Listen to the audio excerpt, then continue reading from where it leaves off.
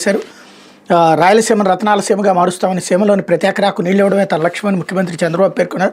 నంద్యాల జిల్లా నందికొట్కూరు మండలం మాల్యాల్లోని అందినివా Sujala Sravanthi pumping station నుంచి ఆయన గురువారం నీటిని విడుదల చేసి జలహారతి ఇచ్చారు. అనంతరం అల్లూరులో బహిరంగ సభలో మాట్లాడారు. రాయలసీమ చరిత్రలో నేడు ఒక శుభదినం, సీమను మార్చేది నీళ్లే, నేను ఇక్కడే పుట్టి పెరిగా, కరువు కష్టాలు నాకు తెలుసు, అందుకే అందినివా పనులను 100 రోజుల్లోనే పూర్తి చేసి చూపించాం.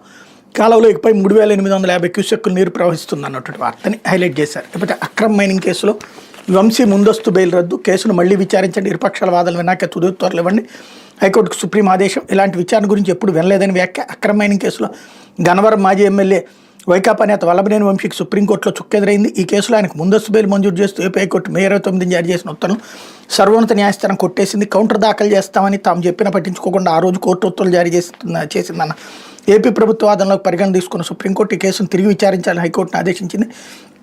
Justice PV Sanjeev Kumar, justice Satish Chandra శర్మలతో కూడిన ధర్మాసనం గురువారం ఉత్తర్వులు జారీ చేసింది. వంశీకి హైకోర్టు ఇచ్చిన ముందస్తు బెయిల్ను సవాల్ చేస్తూ రాష్ట్ర ప్రభుత్వం వేసిన పిటిషన్పై గురువారం విచారణ జరిపింది.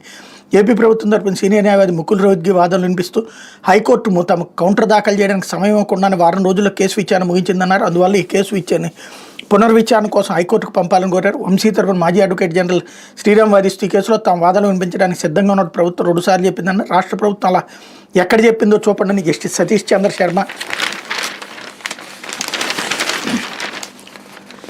అడిగినటువంటి సందర్భాన్ని ఇక్కడ ప్రధానంగా అడగడంతో ఆయన హైకోర్టు ఉత్తర్వులను చదివి వినిపించారు. అందులో ఎక్కడా వాదనలకు సిద్ధంగా ఉన్నామని రాష్ట్ర ప్రభుత్వం చెప్పినట్లేదు కదా న్యాయమూర్తి ప్రశ్నించారు. రోహ్తగి జోక్యం చేసుకుంటూ హైకోర్టు కేసును రోజువారీ వాయిదా వేసుకుంటూ పోయింది తప్ప ఎప్పుడు తమ వాదనలు వినిపించడానికి అవకాశం ఇవ్వలేదన్నారు. జస్టిస్ సతీష్ చంద్ర శర్మ స్పందిస్తూ ఇలాంటి విచారణ గురించి తాము ఎప్పుడు వినలేదన్నారు. అంతకుముందు జస్టిస్ సంజీవ్ కుమార్ మాట్లాడుతూ తమ వాదనలు వినకుండానే హైకోర్టు తీర్పు వెల్లడించిందన్న రోహ్తగి వాదనలతో ఏకీభవించారు. రాష్ట్ర ప్రభుత్వం కౌంటర్కు సమయం అడిగినట్టు హైకోర్టు ఉత్తర్వులు ఉందన్నారు. ప్రతివాదికి మధ్యంతర రక్షణ ఉన్న సమయంలో కౌంటర్ దాఖలు చేయాలనుకున్న రాష్ట్ర ప్రభుత్వానికి అవకాశం ఎందుకు ఇవ్వకూడదని ప్రశ్నించారు.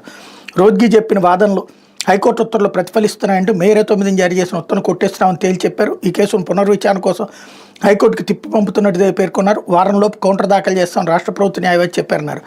వెంటనే దీనిపై ఇరుపక్షాల వాదనలు విని సాధ్యమైన త్వరగా విచారణ ముగించాలని హైకోర్టు నిర్దేశించారు. ఈ దశలో వంశీ తరపు న్యాయవాది జోక్యం చేసుకుని తన క్లయింట్ జైల్లో ఉన్నప్పుడు పీటీ వారెంట్ అమలుపై స్టే ఇచ్చారని, ఇప్పుడు ఆయన బెయిల్పై బయటకు వచ్చినందుకు అరెస్ట్ చేసే అవకాశం ఉందని మధ్యంతర రక్షణ కల్పించాలని విజ్ఞప్తి చేశారు. అందుకు ధర్మాసనం నిరాకరించింది అన్నటువంటి వార్తని హైలైట్ చేశారు.